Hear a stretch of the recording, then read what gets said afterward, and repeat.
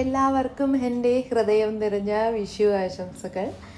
അപ്പം ഞങ്ങൾ ആക്കുളത്തേക്ക് പോവാം, ഒന്ന് വിഷുവൊക്കെ ആയിട്ടൊന്ന് ഫോട്ടോസൊക്കെ എടുക്കാമെന്ന് പറഞ്ഞ് ഒത്തിരി കണിക്കൊന്നയൊക്കെ കാണും എന്ന് പറഞ്ഞിട്ട് അങ്ങനെ ഞങ്ങൾ ഇറങ്ങിയിരിക്കുവാണേ. അങ്ങനെ ഇവിടെ മൊത്തം ഉത്സവങ്ങളാണ്. കാരണം ഞങ്ങളുടെ നരുവമ്മൂട്, അതായത് പ്രാവച്ചമ്പലം നരുവമ്മൂട് പ്രദേശത്തൊക്കെ ഇവിടെ ചിറ്റിക്കോട് ദേവീ ക്ഷേത്രത്തിൻ്റെ ഇറക്കിപ്പൂജ നടക്കുന്ന വർഷമാണിത്. അപ്പം നഗരം, നമ്മുടെ ജംഗ്ഷനും എല്ലാം ഭയങ്കര ഉത്സവ പ്രതീതിയാണ് കേട്ടോ. അപ്പം അതിൻ്റെ വീഡിയോസ് ഞാൻ പിന്നെ അപ്ലോഡ് ചെയ്യാം. അത് അടുത്ത ചൊവ്വാഴ്ചയാണ് അതിൻ്റെ നമ്മുടെ വീട്ടിലൊക്കെ വരുന്നത്, നമ്മുടെ തിരുവനന്തപുരം പാളയം പള്ളി. അപ്പോൾ ആർക്കുളം സൈഡിലേക്ക് പോകാനായിട്ട് നമ്മൾ നമ്മുടെ തിരുവനന്തപുരത്തിൻ്റെ ഹൃദയഭാഗത്തോടു കൂടിയൊക്കെയാണല്ലോ പോണത്.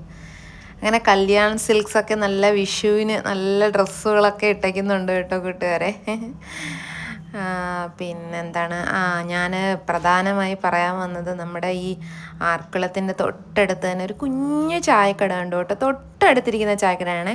അവിടുത്തെ ചായ ഭയങ്കര ടേസ്റ്റാണ് കേട്ടോ. എല്ലാവരും ട്രൈ ചെയ്യണേ, സൂപ്പറാണ്. അതുപോലെ കടികൾ കുഴപ്പമില്ല, സാധാരണ എല്ലായിടവും കിട്ടുന്നെങ്കിലും ടേസ്റ്റ് ഉണ്ട് കേട്ടോ. പക്ഷേ ഈ പുള്ളിക്കാരൻ ഇടുന്ന ചായ ഒരു രക്ഷയില്ലാത്ത ചായയാണ് കേട്ടോ. എല്ലാവരും ട്രൈ ചെയ്യണേ. ഈ ചായ കുടിക്കാൻ വേണ്ടി മാത്രം അവിടെ പോകണം എന്ന് ഞാൻ എപ്പോഴും ചേട്ടൻ്റെ അടുത്ത് പറയാറുണ്ട്. എൻ്റെ സീക്രട്ട് എന്താണെന്നറിയില്ല. ഞാൻ കുറേ നേരമൊക്കെ നോക്കിക്കൊണ്ടേക്ക് നിന്ന്, പക്ഷേ പുള്ളി നല്ല തിരക്കുള്ള ചായക്കടയാണത്. അതുകൊണ്ട് എനിക്ക് കൂടുതൽ സീക്രട്ടൊന്നും അറിയാൻ പറ്റിയില്ല. നോർമൽ അവർ നമ്മുടെ കവർ പാല് വെച്ച് തന്നെയാണ് അവർ ചായ ഇടുന്നത്. പക്ഷെ ഭയങ്കര ടേസ്റ്റായിരുന്നു കേട്ടോ. ഇവിടെ ഈ ആർക്കുളത്ത് കുഞ്ഞു പിള്ളേർക്ക് വേണ്ടി ഒരുപാട് സമ്മർ ക്യാമ്പുകളൊക്കെ ഉണ്ട് കേട്ടോ.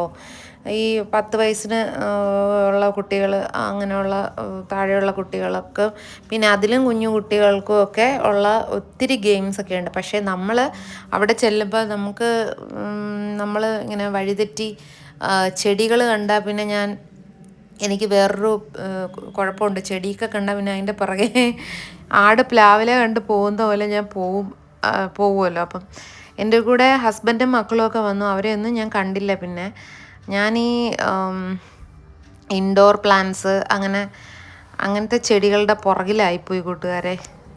അങ്ങനെ പോയി ഞാൻ അവിടുത്തെ ആ ഒരു ഈ നഴ്സറി നടത്തുന്ന അവരുടെ അടുത്ത് ഞാൻ പോയി കേട്ടോ. പോയപ്പം അവിടെ നിന്ന് ഒരു സഹോദരൻ നന്നായി ഇതിനെപ്പറ്റി പറഞ്ഞു തന്നു കേട്ടോ. കാരണം അവർ റെസ്പോൺസിബിൾ ടൂറിസത്തിൻ്റെ ഭാഗമായിട്ട് നടത്തുന്ന നഴ്സറിയാണെന്ന്. അവരുടെ മെയിൻ മിഷൻ എന്ന് പറയുന്നത് ക്വാളിറ്റി പ്ലാന്റ്സ് ലോ പ്രൈസിൽ ആളുകളുടെ ഇടയിൽ എത്തിക്കുക എന്നുള്ളതാണ് അവരുടെ മിഷൻ തന്നെ. അവനോട് ഞാൻ പറഞ്ഞു, നീ സംസാരിക്കൂ എന്ന് പറഞ്ഞപ്പോൾ ഫേസ് കാണിച്ച് പറയാൻ എന്തോ ഒരു മടി പോലെ കാണിച്ചു. പക്ഷേ പിന്നെ നന്നായിട്ട് സംസാരിച്ചു കേട്ടോ. പക്ഷേ അതിപ്പം അവൻ പറയുന്നത് ഇതിനകത്ത്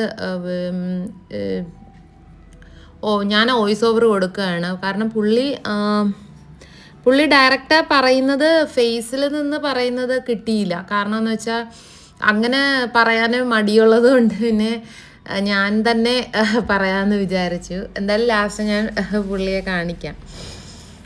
അപ്പം അവർക്ക് ഒത്തിരി പ്ലാൻസ് എന്ന് പറഞ്ഞാൽ ഒത്തിരി പ്ലാൻസ് ഉണ്ട് കേട്ടോ. നമ്മളിങ്ങനെ ഈ പറഞ്ഞ പോലെ ഓരോ സ്ഥലത്ത് പോകുമ്പം അയ്യോ ഇത് വേറെ സ്ഥലത്ത് നിന്ന് ഇമ്പോർട്ട് ചെയ്തതാണോ എന്നൊക്കെ നമ്മൾ വിചാരിക്കില്ലേ, അങ്ങനത്തെ ടൈപ്പുള്ള ഒത്തിരി പ്ലാന്റ്സ് അവിടെ ഞാൻ കണ്ടു കേട്ടോ.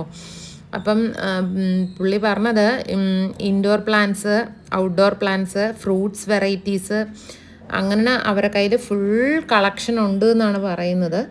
അതുപോലെ വീട്ടിലത്തേക്ക് അവർ ലാൻഡ്സ്കേപ്പ് വർക്കുകൾ ചെയ്തു കൊടുക്കുന്നു. ലാൻഡ്സ്കേപ്പ് വർക്കിൽ അവർ, അതായത് ഗാർഡനിങ് സൂപ്പറാണ്, സെറ്റ് ചെയ്ത് കൊടുക്കും അവർ. പിന്നെ അതായത് ഗാർഡനിങ്ങിൽ ഉൾപ്പെടുന്നത് മെഡിസിനൽ പ്ലാന്റ്സ്, ഓർഗാനിക് ഗാർഡൻ, പിന്നെ ഹോം ഡെക്കേഴ്സ് ആയിട്ടുള്ള ഫുൾ ഐറ്റംസും അവരുടെ കയ്യിലുണ്ട്. ഇൻഡോറായിട്ട് വെക്കാം, ഔട്ട്ഡോറായിട്ട് വെക്കാം.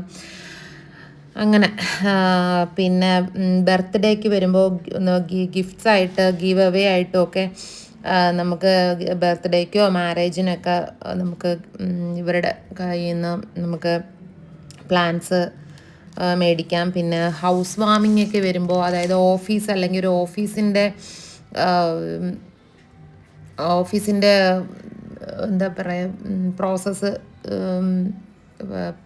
ഓഫീസിൻ്റെ സെറ്റപ്പ് വരത്തില്ലേ, അപ്പം അങ്ങനെ നമുക്ക് ഓഫീസ് ഒരു സെറ്റപ്പ് ചെയ്തെടുക്കുന്ന ആ ഒരു ടൈമിൽ നമുക്ക് ഇവർ നമുക്ക് ബഡ്ജറ്റ്, നമ്മൾ പറയുന്ന ബഡ്ജറ്റിന് ഇവർ അതിൻ്റെ താഴെ അവർ നമുക്ക് ചെടികൾ സെറ്റ് ചെയ്ത് തരാം ലിമിറ്റഡ് എമൗണ്ടിൽ എന്നാണ് അവർ കസ്റ്റമൈസ് ചെയ്ത് തരും എന്നാണ് അവർ പറയുന്നത്. പിന്നെ ഹൗസ് വാമിങ്ങിൻ്റെ ടൈമിലായാലും അങ്ങനെ ഒത്തിരി അവർ ഭയങ്കര പ്ലസൻ്റ് ആയിട്ടുള്ളൊരു, നമുക്ക് ചിലയിടത്തൊക്കെ നമ്മൾ ചെടി മേടിക്കാനൊക്കെ ചെല്ലുമ്പോൾ ഭയങ്കര ഒന്നും പറഞ്ഞു തരാൻ പോലും മടിയുള്ള ആൾക്കാരായിരിക്കും. പക്ഷേ നല്ലതായിട്ട് ആ കുട്ടി നിന്ന് പറഞ്ഞു തന്നു കേട്ടോ.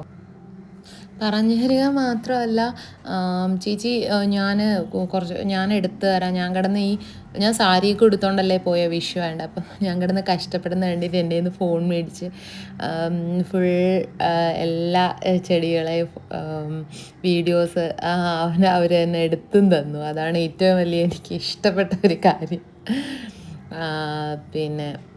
പിന്നെ ടിക്കറ്റൊക്കെ എടുത്തു. 100 രൂപ എങ്ങാണ്ടാണെന്ന് തോന്നുന്നു ഒരാൾക്ക്. പിന്നെ കുഞ്ഞു കുട്ടികൾക്ക് അതിലും താഴെയാണ്. പിന്നെ ഒത്തിരി എന്താ പറയുക, പിള്ളേർക്ക് കളിക്കാനായിട്ട് ഈ വെക്കേഷനൊക്കെ ആയിട്ട് കുട്ടികൾ വീട്ടിൽ ഇരുന്ന് ബോറടിക്കുന്നു, അച്ഛനമ്മമാരെ എങ്ങോട്ട് കൊണ്ടുപോകണമെന്ന് അറിയില്ല. അപ്പോൾ ഇതിനകത്തൊക്കെ സേഫാണ് കേട്ടോ, നല്ല സെക്യൂരിറ്റീസ് ഉണ്ട്. പിന്നെ പൂളുണ്ട്, പിന്നെന്തോ റോപ്പ് അങ്ങനെ ഒത്തിരി, പിന്നെ കുഞ്ഞു ജീപ്പും അങ്ങനത്തെ കാറൊക്കെ ഉണ്ടല്ലോ, അതൊക്കെ ഓടിക്കാനുള്ള ഇതുണ്ട്. ട്രെയിനുണ്ട്. അങ്ങനെ പിള്ളേരുടെ ഒരു ലോകം തന്നെയാണ്. അപ്പം അവിടെ ചെന്നിട്ട് എനിക്ക് എങ്ങനെയെങ്കിലും കുഞ്ഞു കുട്ടിയായാൽ മതിയും തോന്നി. കാരണം എന്ന് വെച്ചാൽ ഞങ്ങളൊക്കെ പ്രായത്തിൽ ഇങ്ങനെ ഒന്നും ഇല്ലായിരുന്നല്ലോ, ഇത്രയും അങ്ങനെയുള്ള സെറ്റപ്പ് ഒന്നും പണ്ടെങ്ങാണ്ട് ഉണ്ടായിരുന്നെന്ന് തോന്നുന്നു ആ കാലത്ത്. പക്ഷെ പിന്നെ അത് കുറേ നാൾ മുടങ്ങി ഇങ്ങനെ കിടക്കുമായിരുന്നു പാർക്കെല്ലാം. എപ്പോഴോ അങ്ങനെ എന്തോ ഒരു ഓർമ്മയുണ്ട് എനിക്ക്. പിന്നെ വേറെ ഈ എയർഫോഴ്സിൻ്റെ അങ്ങനെ ഒക്കെ ഒത്തിരി അവിടെ എക്സിബിഷൻ അങ്ങനെ ഒക്കെ ഉണ്ട്. അത് ഒരു ദിവസം രാവിലെ തന്നെ ഇറങ്ങണം അവിടെ കാണാൻ പോകും. കുഞ്ഞു മക്കളെല്ലാം വണ്ടിക്കകത്ത് പറക്കിയിട്ടിട്ട് ഇവിടെ കൊണ്ടുപോകണം കേട്ടോ, നല്ല രസമുണ്ട്.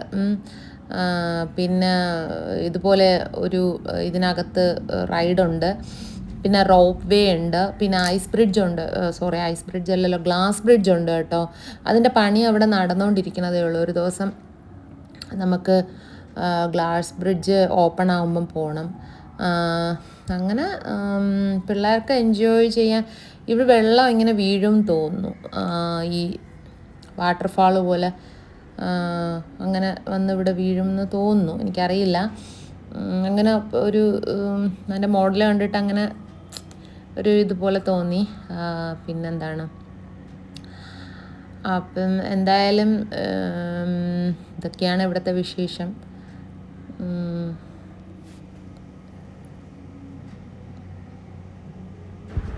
മാക്സിമം ഞാൻ നോക്കി കേട്ടോ, നമുക്ക് കയറാൻ പറ്റിയ എന്തെങ്കിലുമൊക്കെ ഉണ്ടോ എന്ന് നോക്കി. പക്ഷേ റോപ്പ് വേയിലൊക്കെ കയറാൻ തോന്നുന്നു. കാരണം എന്നറിയാവോ, പക്ഷേ വെയിറ്റ് ഓവറായതുകൊണ്ട് അത് നടക്കില്ല. ഞാൻ ഊഞ്ഞാലൊക്കെ ഇരിപ്പുണ്ട് കേട്ടോ, നമുക്ക് ഊഞ്ഞാലിലൊക്കെ കയറിയിരിക്കാം. അങ്ങനെയൊക്കെ മാക്സിമം ഞാൻ നോക്കി. പക്ഷേ ഇച്ചിരിയൊക്കെ ഇരുട്ടിയായിരുന്നെങ്കിൽ പിന്നെ കയറിയൊക്കെ ഇരിക്കുമായിരുന്നു. പക്ഷേ അത് പറ്റില്ലല്ലോ. പിന്നെ അമ്മമാരൊക്കെ ഇരിക്കുന്നുണ്ട്. പിന്നെ നടക്കുമ്പം ഈ ട്രെയിന് പോകുന്നത് സൂക്ഷിക്കണം, കാരണം ഈ ട്രെയിൻ പോകുന്ന പാതയാണിത്. അങ്ങനെ ശരിക്കും ട്രെയിനിൻ്റെ സൗണ്ടും ബഹളവും ആരവവും ആയിട്ടൊക്കെയാണ് ഇത് പോകുന്നത്. പിന്നെ അതുപോലെ തന്നെ പിള്ളേർക്ക് എന്താ പറയുക, പിള്ളേരുടെ ലോകമാണ് കേട്ടോ. അവരെ ഇതിനകത്തങ്ങ് തുറന്നു വിട്ടിരുന്നാലേ മതി. പോവാറാകുമ്പോഴത്തേക്കും വൈകിട്ടൊക്കെ എവിടെയെങ്കിലുമൊക്കെ കിട്ടും തിരിച്ച്.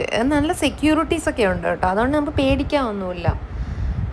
സെക്യൂരിറ്റി ഭയങ്കരമായിട്ട് അതെല്ലാം കെയർ ചെയ്യുന്നുണ്ട്. പിന്നെ സേഫാണ്. അപ്പം ഇതൊക്കെയാണ് ഇവിടുത്തെ വിശേഷങ്ങൾ. പിന്നെ ഞങ്ങൾ ഇവിടെ നിന്ന് നേരെ ട്രാവൻകൂർ മാളിലേക്കാണ് പോകുന്നത് കേട്ടോ. ഞങ്ങൾ ബർസൂക്ക കാണാമെന്ന് പറഞ്ഞിട്ട് ബുക്ക് ചെയ്തു. ബസൂക്ക അങ്ങനെ. അപ്പോൾ അതിനു മുമ്പ് നമുക്ക് ഫുഡ് കഴിക്കണം. അപ്പം അങ്ങനെയൊക്കെയുള്ള കാര്യങ്ങളുണ്ട്. അപ്പോൾ ഞങ്ങൾ പതുക്കെ ഇവിടെ നിന്ന് നേരെ ട്രാവൻകൂർ മാളിലേക്ക് എത്തി. അവിടെ പോയി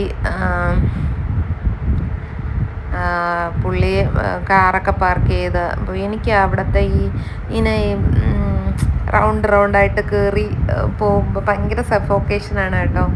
സത്യം പറഞ്ഞാൽ എനിക്ക് ഇഷ്ടമല്ല, വല്ലാണ്ട് തലയൊക്കെ കറങ്ങും. അപ്പോൾ അതുകൊണ്ട് മാക്സിമം അത് കയറാതിരിക്കാൻ വേണ്ടിയൊക്കെ ഉള്ള താഴത്തെ ഇവിടെ തന്നെ ഇറങ്ങും.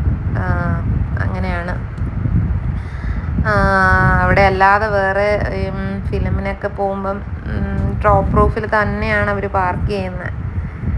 തിരിച്ചിറങ്ങുമ്പോൾ ഞാൻ കണ്ണടച്ച് ഇങ്ങനെ ഒന്നും അറിയാത്ത പോലെ കണ്ണടച്ച് ഇങ്ങനെ ഉറങ്ങും കുറച്ച്. എന്നാലും ഞാൻ ഇടയ്ക്ക് കണ്ണുറന്ന് നോക്കും കഴിഞ്ഞോ എന്ന്. അപ്പോൾ അവിടെ ചെന്നപ്പോൾ അവിടെയും പോകുന്നുണ്ട് ട്രെയിന്. അവിടെ ഈ തിരുവാതിരയുടെ കോമ്പറ്റീഷൻ അങ്ങാണ്ട് നടക്കുന്നുണ്ടായിരുന്നു കേട്ടോ. കുറേ തിരുവാതിര ഇറ്റൊക്കെ ഒരുങ്ങി നല്ല രസമുണ്ടായിരുന്നു കേട്ടോ. ഒരുങ്ങി ഇങ്ങനെ തിരുവാതിരയൊക്കെ. അപ്പോൾ കുറേ അതൊക്കെ കണ്ടുകൊണ്ട് നിന്നു, കുറേ സമയം അതൊക്കെ കണ്ടുകൊണ്ട് നിന്നു. പിന്നെ മോൻ എന്തോ ചെരുപ്പോ അങ്ങനെ എന്തൊക്കെയോ വാങ്ങിക്കണമായിരുന്നു. അപ്പോൾ അതൊക്കെ വാങ്ങാനായിട്ടൊക്കെ പോയി. പെൺപിള്ളേരായിരുന്നെങ്കിൽ ഞാനും കൂടെയൊക്കെ പോയി സെലക്ട് ചെയ്ത്. ഇവരുടെയൊക്കെ ടേസ്റ്റൊന്നും എനിക്കറിയില്ല. അതുകൊണ്ട് അച്ഛനും മക്കളും ഒക്കെ തന്നെ പോയി അതൊക്കെ മേടിച്ചോളും. പിന്നെ കഴിക്കാൻ നമുക്ക് പിന്നെ ഇഷ്ടമാണല്ലോ, അതുകൊണ്ട് പിന്നെ നമ്മൾ കഴിക്കാനായിട്ട് വന്നിരിപ്പുണ്ട്. അവർ ഓരോ സ്ഥലങ്ങളിൽ പോയിട്ട് ഓരോ ഫുഡൊക്കെ നോക്കി കണ്ടുമൊക്കെ അവർ വാങ്ങുന്നുണ്ട്. ഞാനിവിടെ വീഡിയോസൊക്കെ എടുത്തിട്ട് ഇങ്ങനെ ഇരിപ്പുണ്ട്. ഇവർ പോയി ബർഗർ, പിന്നെ എന്തോ വാവു ചിക്കനിൽ നിന്ന് പോയിട്ട് നമ്മുടെ KFC പോലത്തെ അത് ചിക്കന്, പിന്നെ എന്തോ ഫ്രൈഡ് റൈസോ അങ്ങനെ എന്തൊക്കെയോ മേടിച്ചുകൊണ്ടൊക്കെ വന്നു കേട്ടോ. പിന്നെ അതെല്ലാം പെട്ടെന്ന് കഴിച്ചിട്ട് നമ്മൾ അടുത്ത ഫിലിമിന് പോകാനായിട്ട് ഫുഡ് വരാൻ ഇച്ചിരി താമസിച്ചു. കാരണം നമ്മൾ ഓരോ സ്ഥലത്ത് വന്നിട്ട് നോക്കിയിട്ടൊക്കെ അല്ലേ മേടിക്കുന്നത്. അപ്പോൾ കുറച്ചൊന്ന് ഡിലേ ആയെങ്കിലും കുഴപ്പമില്ല. വിചാരിച്ച സമയത്ത് നമുക്ക് തിയേറ്ററിൽ കയറാൻ പറ്റി. ഫ്രൈഡ് റൈസ് എനിക്ക് നല്ല ഇഷ്ടപ്പെട്ടു കേട്ടോ. അതവിടുത്തെ ചൈനീസ് റെസ്റ്റോറൻറ്റിൽ നിന്ന് മേടിച്ചതാണേ. പിന്നെ നേരെ നമ്മുടെ തിയേറ്ററിനകത്തോട്ട് ഐസ്ക്രീമെല്ലാം ഞാൻ നോക്കി കേട്ടോ. പക്ഷേ വേണ്ട, ഞാൻ ഡയറ്റിംഗ് ആണ് കൂട്ടുകാരെ, അതുകൊണ്ട് ഞാൻ ഐസ്ക്രീമിലോട്ടൊന്നും പോയില്ല. എങ്കിലും എൻ്റെ മനസ്സിലൊരു ഡിപ്രഷൻ പോലെ വന്നു. പിന്നെ ഞാനത് കൺട്രോൾ ചെയ്തു കേട്ടോ. അങ്ങനെ ബർസൂക്ക കാണാനായിട്ട് ഞങ്ങൾ നേരത്തെ ബുക്കൊക്കെ ചെയ്തിരുന്നു. അപ്പം ടിക്കറ്റൊക്കെ സെറ്റ് ചെയ്തിട്ട് നമ്മൾ നേരെ നമുക്ക് 5th നമ്മുടെ തിയേറ്ററിൻ്റെ നമ്പർ. അങ്ങനെ നമ്മൾ മൂവി കാണാനായിട്ട് തിയേറ്ററിലെത്തി കൂട്ടുകാരെ. അങ്ങനെ മൂവിയെല്ലാം കണ്ടു. ഇൻ്റർവെല്ലിന് പോപ്കോൺ വേണേന്ന് കിടന്ന് അലറി. ഞാൻ അങ്ങനെ ചീസി ഓണിയൻ പോപ്കോൺ തന്നെ മേടിച്ചൊക്കെ തന്നു എനിക്ക്. പിന്നെ ഫിലിമിൻ്റെ കാര്യം ന്യൂജൻ ഫിലിമാണ്. നമ്മുടെ രജനീകാന്ത് സ്റ്റൈല് മൂവി മമ്മൂട്ടിയുടെ. എനിക്കിഷ്ടമായി, കുഴപ്പമൊന്നുമില്ല. മമ്മൂട്ടി ഫാൻസിനൊക്കെ ഇഷ്ടപ്പെടും. അപ്പം താങ്ക് യു. മമ്മൂട്ടിയെ ആത്മാർത്ഥമായി സ്നേഹിക്കുന്നവർ പോയാൽ മതി കേട്ടോ. എന്തായാലും അവിടെ ചെന്ന് കുറച്ച് ഫോട്ടോസൊക്കെ എടുത്തു. അപ്പം ടാറ്റ ബൈ ബൈ. ഇതുപോലുള്ള വീഡിയോസൊക്കെ ആയിട്ട് ഞാൻ വീണ്ടും വരുന്നതാണ്. അപ്പം ഇനിയും കാണാം. എല്ലാവർക്കും എൻ്റെ വിഷുദിനാശംസകൾ. എല്ലാവർക്കും നല്ലത് വരട്ടെ. Bye bye.